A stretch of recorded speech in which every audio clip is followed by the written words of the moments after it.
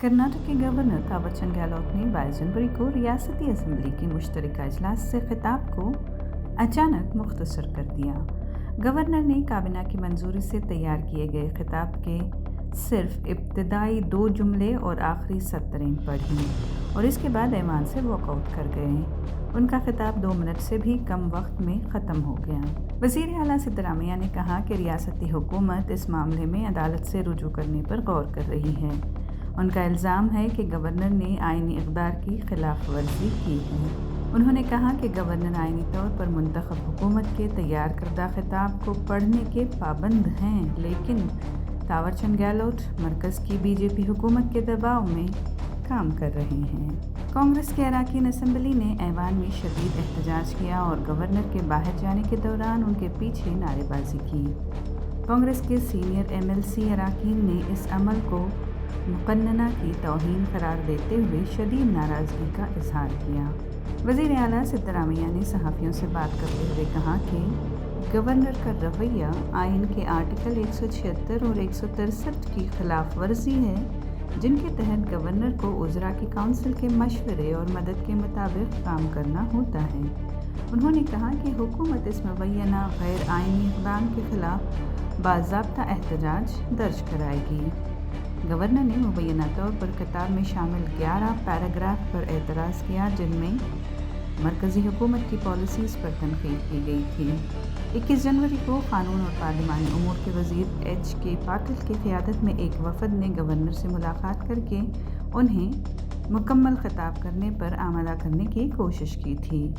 ऐवान की कार्रवाई दोबारा शुरू होने के बाद हुक्मरान जमात और अपोजिशन के दरमियान तल्ख़ जुमलों का तबादला हुआ। बीजेपी ने कांग्रेस हुकूमत पर गवर्नर की तौहीन का इल्ज़ाम लगाया, जबकि कांग्रेस ने दावा किया कि गवर्नर कौमी तराने के दौरान भी ऐवान से बाहर चले गए। मुतनाज़ा खिताब में कहा गया था कि कर्नाटक को इक़्तिसादी और पॉलिसी के मामलों में एक दबाव की सूरत हाल दरपेश है और इसमें MGNREGA एक्ट में मौजूदा तब्दीलियों पर भी तनक़ीद की गई थी। इस मामले के बाद कर्नाटक भी इन जनूबी रियासतों में शामिल हो गया है, जहां गवर्नर और रूलिंग के दरमियान असम्बली खिताब को लेकर तनाज़ा हैं, जिनमें तमिलनाडु और केरला पहले से ही शामिल हैं।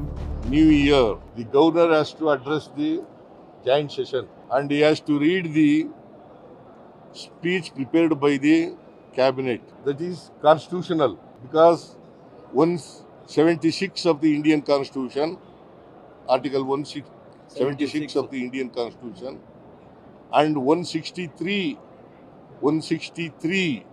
of the Constitution says he or she, governor, shall read the speech prepared by the government or cabinet. Today, instead of speaking the speech prepared by the cabinet, he spoke the speech prepared by himself, that against the constitution, provisions of the Constitution, Indian Constitution. It clearly violates Article 176 and 163 of the Indian Constitution. Therefore, it is not going to be the speech of the governor. He has not discharged his duties as per the Indian Constitution. He has not discharged his responsibilities as prescribed by the Indian Constitution. Therefore, we are going to protest against the attitude of this governor. Are you going to approach the Supreme Court constitutional bench? We are examining to approach the Supreme Court or not. We will let you know.